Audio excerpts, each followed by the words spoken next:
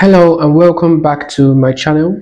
I'm Golden, and in this tutorial I'll be showing you how I create ground shadows in Photoshop.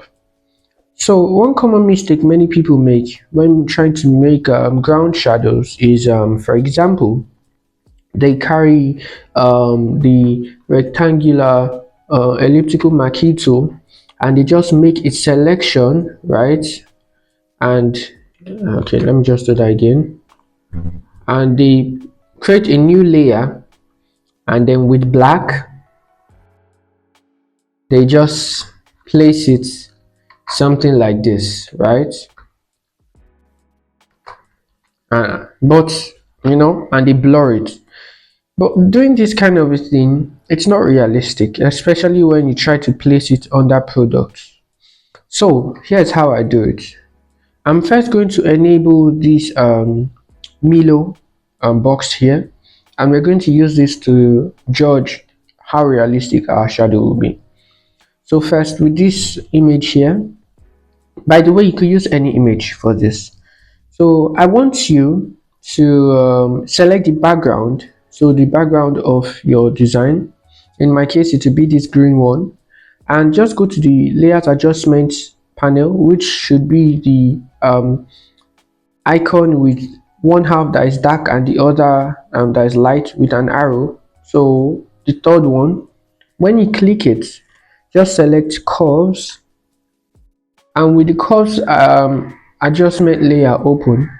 By the way, if your curves adjustment layer is not showing the way it is here on mine, for some reason, you could just go to window and navigator or properties, and then you could put it in here.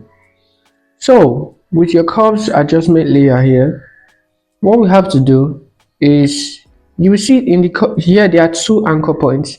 There's one for the darks and one for the lights.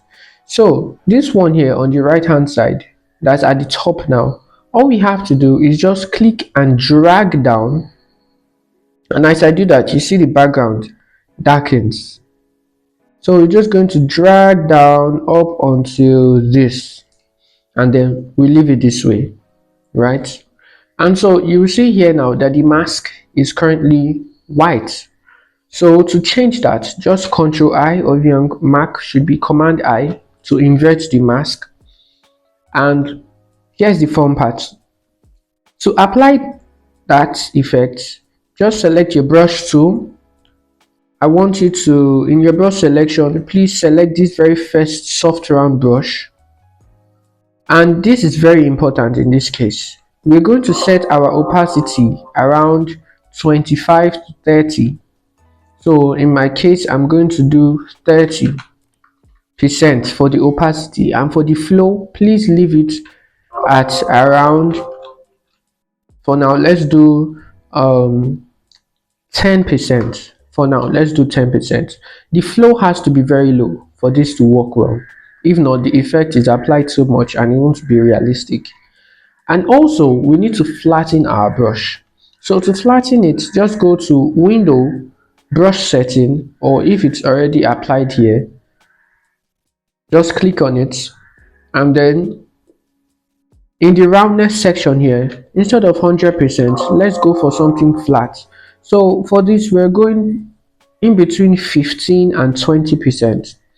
To be safe, let's just put it around 16 to 17%. I usually like 16%. And you see now our brush is flatter, and this will enable us to spread the shadows more realistically.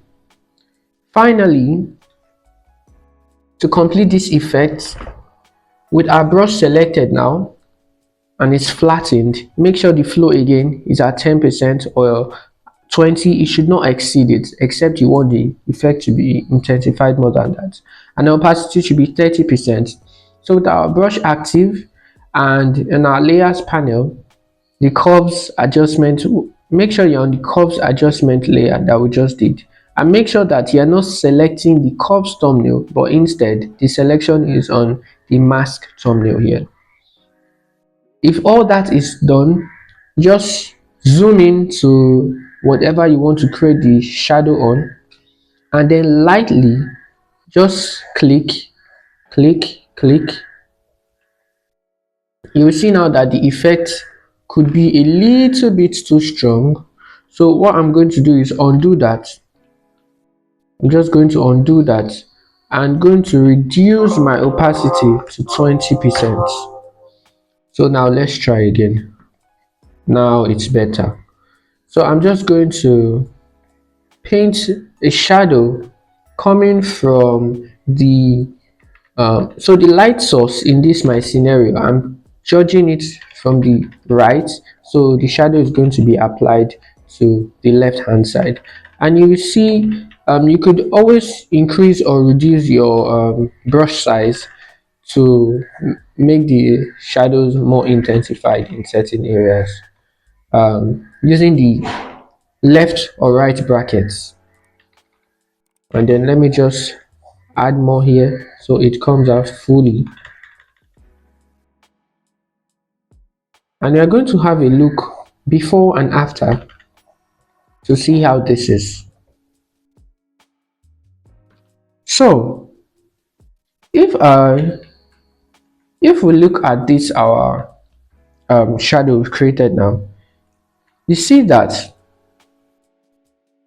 it doesn't look as fake as it would be if we were to just bring in a selection, just use black and blur it. And the good thing about this is, if I were to change the color of this background, so I'm just going to use the hue saturation here. If I change the color of the background, watch what happens to the shadow. It takes on that color. The color remains, automatically changes to the background that we're using, just a darker version. And that's because we're using curves and we're not using a set color for the shadows. So this is one very good thing. So that's how I make my shadows in Photoshop. You could also do the same for highlights. Just instead of the curves to be down here, you have to move this up so it's lighter. But for shadows, this is how I do shadows in Photoshop for my race designs and my football designs. If you would like me to make more videos explaining my various steps in Photoshop, please consider subscribing to the channel. I will also be making a Photoshop course very soon to the channel, especially for beginners. If you're interested in that, please keep an eye out for it. Thank you for watching, and I'll see you in the next one.